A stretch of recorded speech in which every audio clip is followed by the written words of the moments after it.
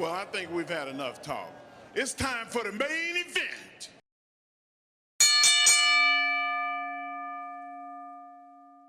Shut up and sit down.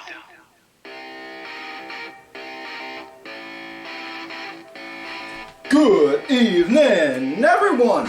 Welcome back once again to Vicious Rants, and of course I am your host, Mr. Main Event himself, the often imitated, never duplicated Superstar Tim Vicious, and we're gonna go over Raw was in Fort Lauderdale, Florida. Now, before we get into the show, do want to remind everyone we are official WWE Shop affiliates. So what that means is, if you are watching this on my personal YouTube page or listening to this on Spotify or wherever else you get your podcasts from, go into the description tab and follow the link there. If you're watching this on the Main Event Wrestling Network's YouTube page, please, by all means, click on the QR code that is on the screen.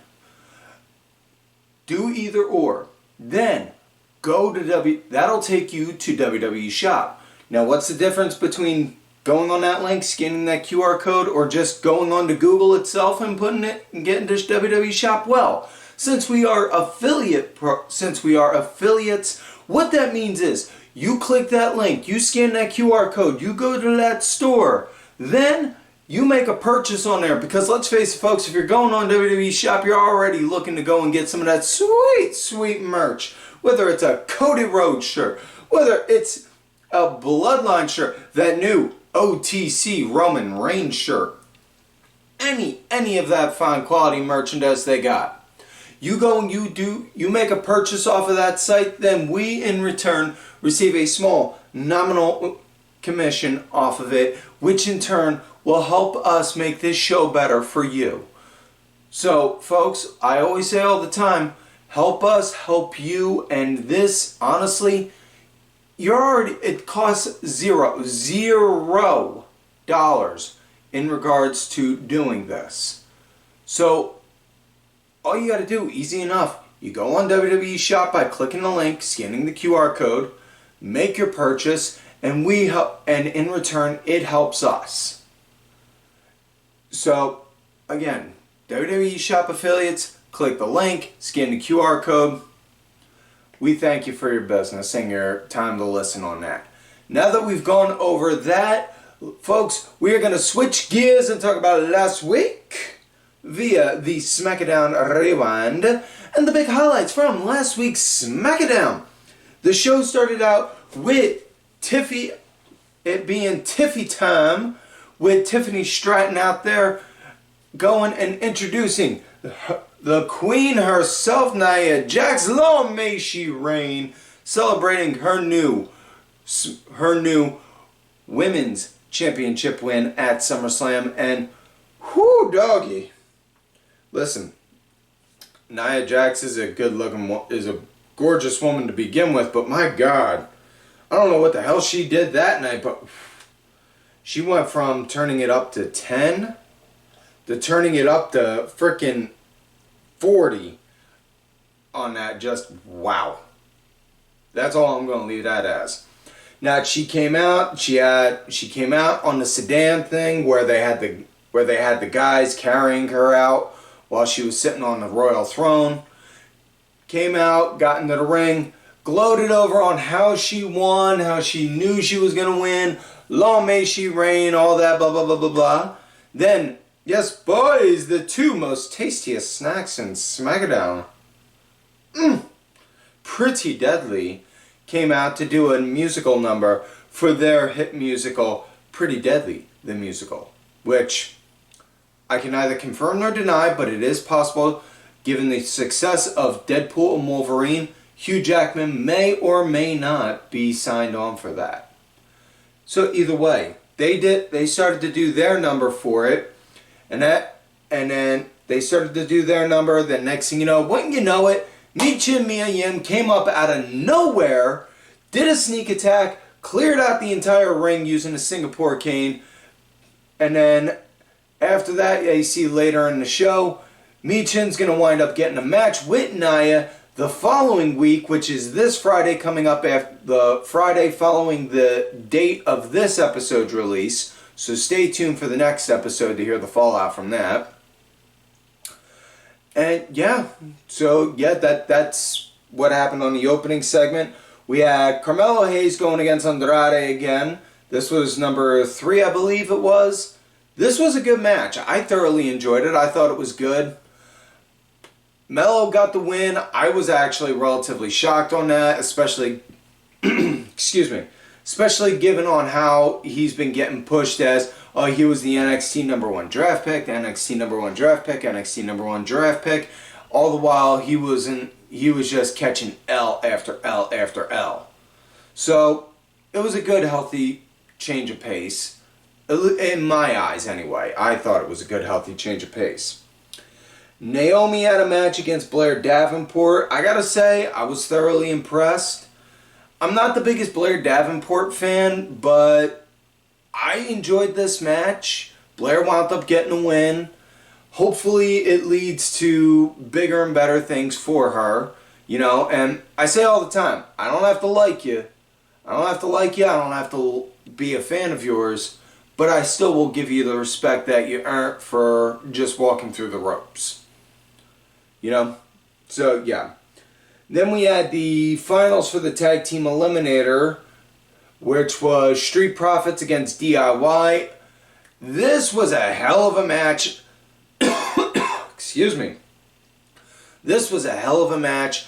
I really, really, really dug the ever-loving fuck out of this match. DIY wound up unfortunately losing. I wanted them to win, but walking into the match, you kind of saw that the Profits were going to win this one. Street Profits won. So we're going to get Profits versus Bloodline. Yeah, that's going to be bowling, shoot ugly in all the right ways, folks. So then we come to the closing segment for SmackDown. It was Solo coming out with addressing Roman Reigns, telling him, Roman, you want this. Come and get it. Referring to, I can never say the name of it right. The necklace that Solo has on, I can never say the name of it right. And anytime I do, I always butcher it to no end. It's like one of those kind of words you got that mental block that you can't pronounce properly. So I'm not even going to try to refer to it. I'm going to just say the necklace.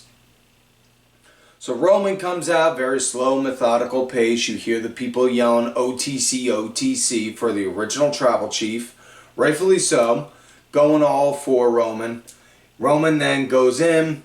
They start going at it, scrapping, throwing shots. Tama Tonga shows up. He goes, next thing you know, Tama Tonga's taken out. Roman goes to get the necklace. He has it, puts it on for a second or two. Just standing there praising that he's got it on and he's Tribal Chief again. Next thing you know, wouldn't you know, Jacob Fatu out of nowhere takes him out, destroys him. Next thing you know, you see Solo. He gets it, gives it to Solo. Solo puts it back on. He is the Tribal Chief still once more. So what I'm personally guessing, and I kind of went over this last week, Tribal Combat, Bash at Berlin, somewhere between Bash at Berlin and Survivor Series. Then at Survivor Series, we get Bloodline Civil War. Solo, Gorillas of Destiny, and Jacob Fatu going against Roman, the reunited Usos, and I know some people have been speculating saying, hey, why not bring Sami Zayn back? Me personally, here's my thinking. Roman, the Usos, and The Rock. Now hear me out on this. Have The Rock be Roman's fourth man once War Games officially begins and it looks like the match is about to end. Rock does a screw job and screws Roman out of the win, and then Solo acknowledges Solo as the Tribal Chief, so that way then they can use that to help shift and set a match towards Roman and Rock at WrestleMania. Now that's just very, very crude, rough draft idea.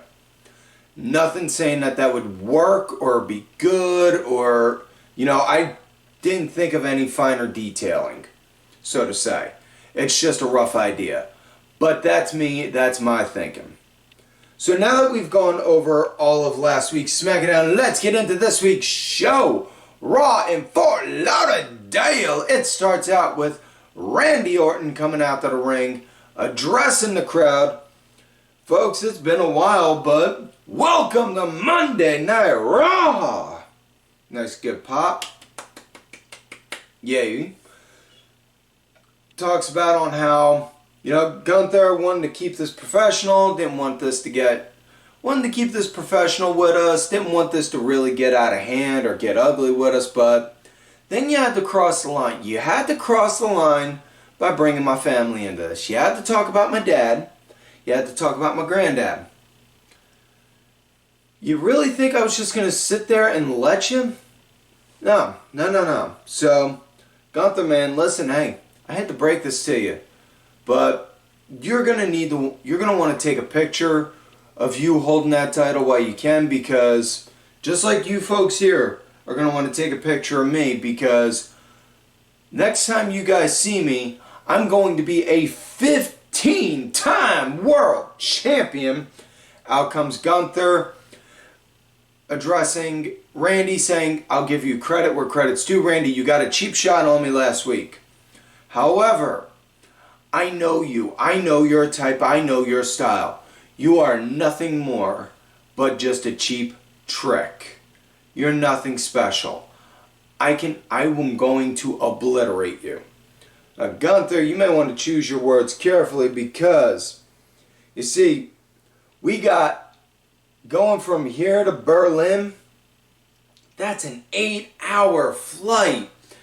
And, man, during that time, 8 hours, you're going to have my foot up your ass for 8 hours.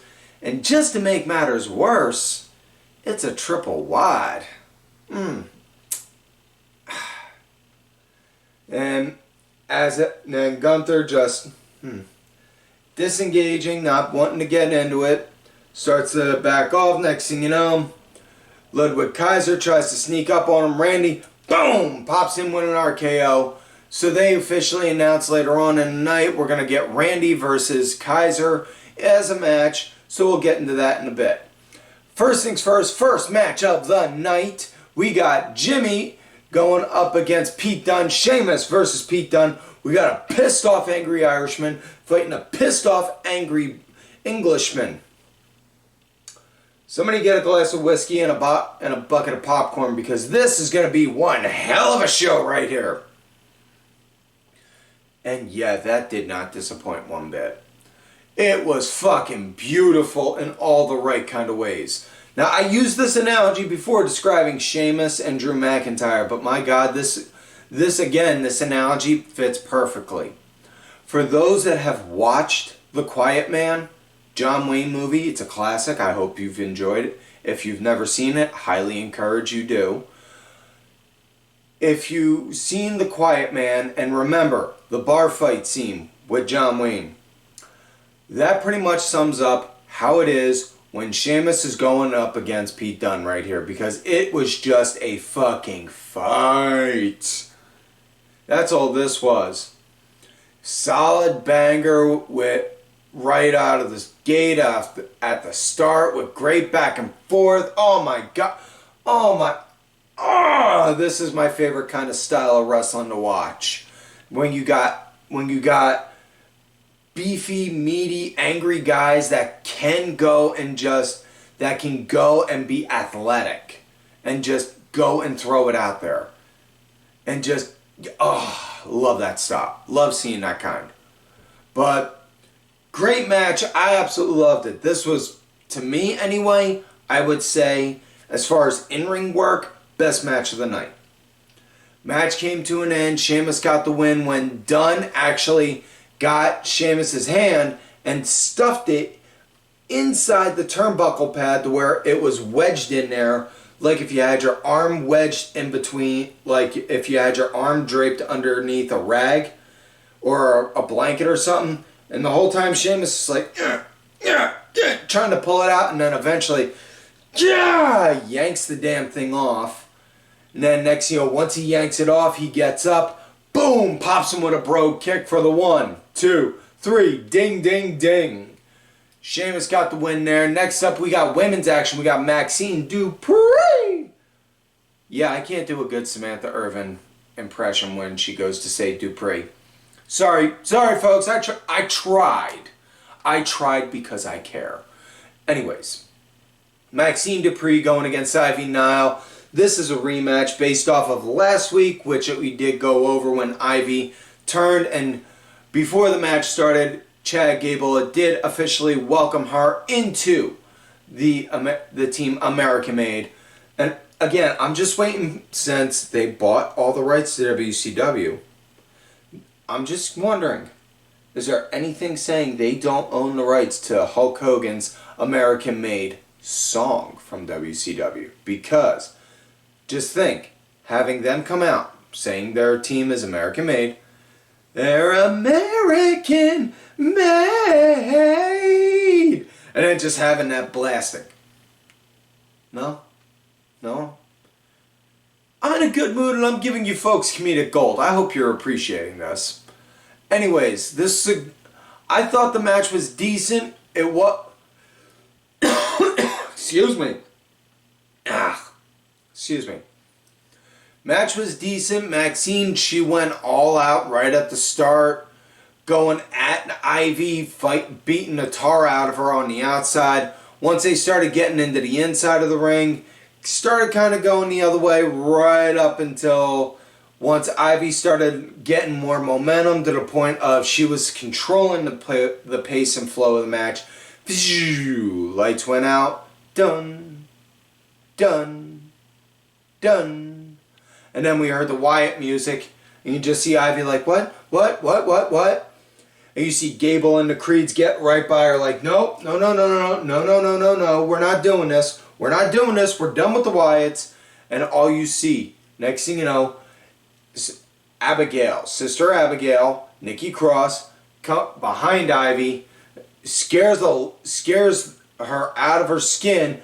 Gable and the Creeds get in front of her, like, oh, no, you want her, you got to go through us. Next thing you know, you see the Wyatts get up on the apron. You see the Wyatt Six get up on the apron. And then everyone just starts all going at each other. Full on mayhem with the Wyatts against American Made.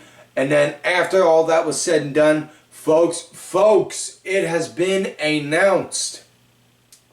Next week on Raw, Chad Gable is going up against Uncle Howdy. Wow, this is going to be good. Yeah. So next up, we got 6-man tag action. We got the New Day and Odyssey Jones going against the Final Testament.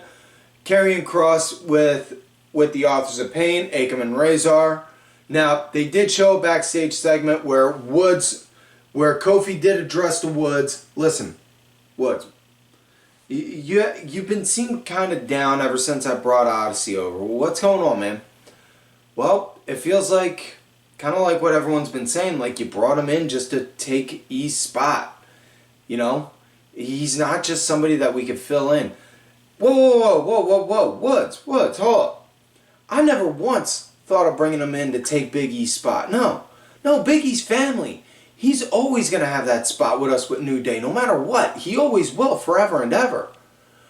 But you remember when we first started New Day, how when we were fighting to get it off the ground, none of the vets would give us the time of day to help us. All I'm doing is trying to help Odyssey here the same way we needed that help. That's all. You get what I mean? Yeah, I get what you mean, man. I guess it is just me. It's all right. Well, I'll get over it. So then we go into the match now. Now, Kofi, he's the punching bag from right out the gate. He's the punching bag right out the gate on it. He's getting put on the ass end of an ass whooping the whole way through. Now, at one point, Kofi, he's going to reach for a hot tag. Woods, he's got his hand out like this. Come on, Kofi, come on, come on, come on, come on, come on. Jones is on the opposite end, and his hand is just a little bit further out, kind of like this if you're seeing the video. Kofi reaches Odyssey's hand, and you could just see the look on Woods' face, like, this motherfucker. He just took this motherfucker just stole my hot tag. Like he had that look on his face. Jones then proceeds to start clearing house, wreck shit. Match comes to an end when he does a black hole slam. Now they don't call it that, but if you've ever seen Abyss, aka Chris Park, wrestle, you know what the black hole slam looks like. And he did the black hole slam to one of the authors of Pain. I believe it was Akam, but he did that and got the 1, 2, 3. Next up, we have no DQ match, Bronson Reed going against The Miz, and this came to be because of the beating that Reed gave R-Truth last week, which, Truth, I hope you're feeling better, and Reed, you crossed the line. You crossed a fucking line. R-Truth is a goddamn national treasure, and you do not fuck with R-Truth, man. That is just not fucking cool. Anyways, Reed's out in the ring waiting for Miz. You see Miz in the back in the Gorilla, over at Gorilla, getting ready to go out. Pierce looks at him. Listen, Miz, you don't have to do this match tonight. I can call it off. You and I both know Reed is just going to go out there and destroy. That's all he does. He doesn't care how much he's fined. He doesn't care about any of it. Excuse me. I'll call it off. But if you really want this, look me in the eyes and tell me you want this. Miz looks at him. No, I don't want to do this. But here's the thing, Pierce. I don't know if you noticed this or not. I don't have many friends around here. And he wound up taking out R-Truth. R-Truth's one of my friends. One of the few friends I got. So I gotta do this. I don't wanna, but I gotta. Hit my music. And then he proceeded to go out. Miz wound up going out there. He came out, moving like he just got shot out of a 45, and went to town on Reed as fast and as hard as he could. Man, if that's not a good lead-in for a sponsor, for an ad read for Viagra or something, right? Anyways, Miz went in as fast and as hard as he could. Unfortunately, that game only worked so long. Reed wound up stopping him, started getting on it, getting the advantage, easy for me to say, and then wound up hitting a Death Valley driver onto a table that was propped into a corner, and then went up for a tsunami and took out Miz for the 1, 2, 3. That was it. After the match, he went up, was getting ready to go again until you heard, Braun! And then Braun Strowman came out, just stared down Reed, and Reed just got this big old grin on his face and started laughing like, all right, yeah, they're going to send me this motherfucker now, all right. Excuse me. Now, they did announce next week we're going to get Braun Strowman against Bronson Reed, so stay tuned for that. Now, next up we had what we were supposed to have Damian Priest going against Dominic Mysterio, but that never happened because that challenge got made. Dom was out there, Priest was coming out, and then Priest got assaulted and taken out by the Judgment Day. Rhea came to try and help save, then got taken out by Liv, and then Judgment Day wound up beating the crap out of the Terror Twins. Excuse me. Now I'm going to say this about that. I thought that was done extremely well. I absolutely loved it. And if anyone is questioning, saying, oh, well, this is just the Temu version of the Judgment Day. This is just a Wish.com version of Judgment Day. No, no, no, no, no, no, no, no, no. Hold it right there, Slapdick. Because you see, look on who's leading this group right here. Whether it's officially or unofficially. Balor is. And last I recall, Finn Balor. Let's see. He wound up oh yeah, not only was he leading, but he was also one of the founding fathers of the Bullet Club. So yeah, he knows a thing or two about stables. He could get in. Listen, it's gonna work. You're not gonna convince me otherwise. This story that they got going right now is good and it's hot. Now I'm not saying it's like Bloodline. Oh my God, merch is selling out. That people are breaking down the doors because they want to see Judgment Day. Hot? No. No, no, no. But I'm saying it's hot. It's the best story on Raw. Hands down. But yeah. So as far as that went, that match never officially happened, but it was great groundwork or not even groundwork, but it was great work to help set up for the match coming up at Bash at Berlin, where it's the mixed tag. So next up, we had women's triple threat action for the women's tag titles. Io Sky and Kairi Sane going against Shayna Baszler and Zoe Stark. Going against Isla Dawn and Alba Fire. Excuse me. Yeah. Hell of a match. I thought it was good. Started out with everyone just kind of went at everyone at the start. I thought it was decent. Damage Control was pretty much leading the match at the start of it, leading the pace and the flow. And they were pretty much dictating on how it went during post-commercial break also. I mean, and I'm not complaining about that because, listen, Io and Kairi are a great tag team.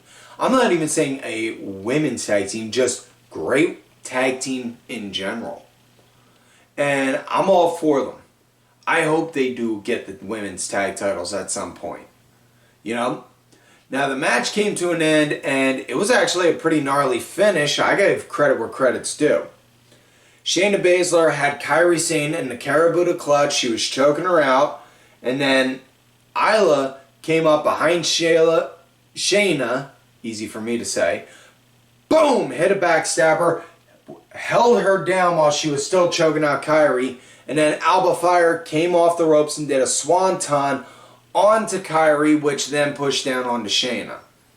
After that, then Alba wound up going and doing the pin on Shayna Baszler for the 1, 2, 3. So your winners and still women's tag champions, Isla Dawn and Alba Fire. So now we come to main event of the night. Randy Orton going up against Ludwig Kaiser. And this had some real good solid action by both guys. Really digging it, really digging it. Ludwig, he was leading into the break. Randy wound up picking up the momentum and was starting to lead it in post. Gunther wound up showing up ringside at one point during the match, and when he did, when they were brawling on the outside, that just like hit the nutty button on Randy, and then he just started picking him up, suplex onto the table. Pick up, suplex Ludwig onto the table. Pick up, suplex onto the table. And then pick up, and not even suplex, but pick up and then throw onto the table. Boom! Hits it and then rolls off it. And you could just see the look on Ludwig's face like, oh, you bastard! Oh, ow, ow, ow. But yeah, really good match. I thought this was nice. Randy wound up getting the win by popping an RKO out of nowhere, and then proceeded to go and have a post-match brawl with Gunther after the match. And then after the match, as the brawl was going on, end of credits, fade to black. Now, do also want to address, they did officially announce that Pat McAfee is going to be taking a short leave of absence from the Raw commentating team because he has obligations with ESPN and the NFL coming up. He did announce, though, that it'll only be for about 4 months, so roughly January, maybe February, McAfee will be back.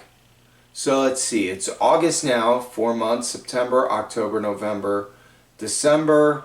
So yeah, we'll just say for the sake of argument, January and the beginning of February.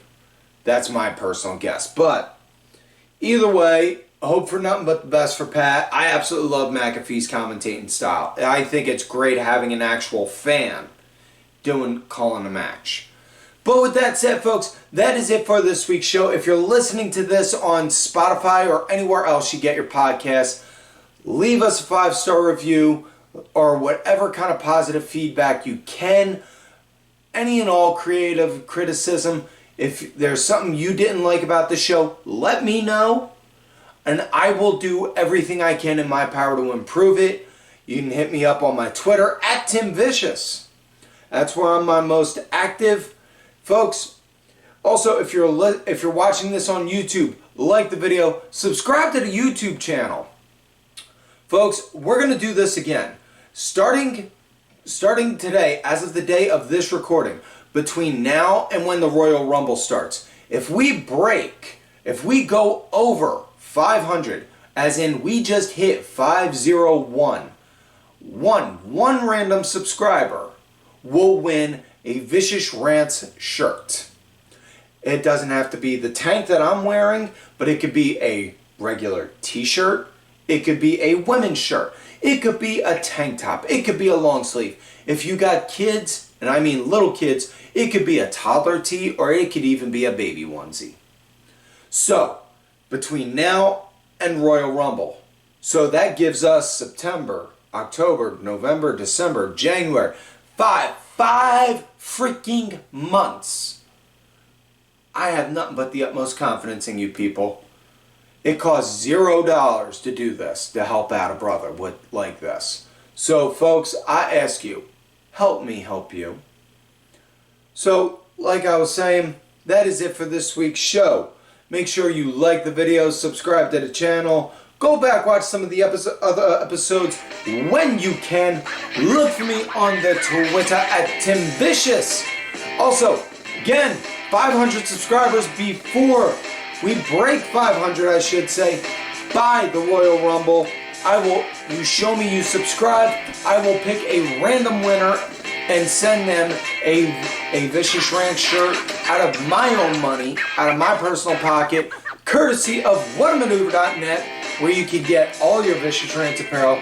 We have t-shirts, tanks, long sleeves, women's tees, unisex tees, toddler tees, and baby onesies. They're a perfect gift for somebody you love, somebody you hate, or just a gift to get, or just a t-shirt to buy so that way you can keep what you have and give to Goodwill, or Salvation Army, or whatever you do for clothes donations. Folks, don't forget to follow these cool ass cats on the Twitter. Also, DSB_IV main event_net, the Main Event Wrestling Network Twitter account. Shut up and sit down. No, I will not shut up and sit down. Sergeant Curry Pants, 3 Count Thursday, and D Dryer 1986. And folks, like I always say, you love me great, you hate me. Fuck you.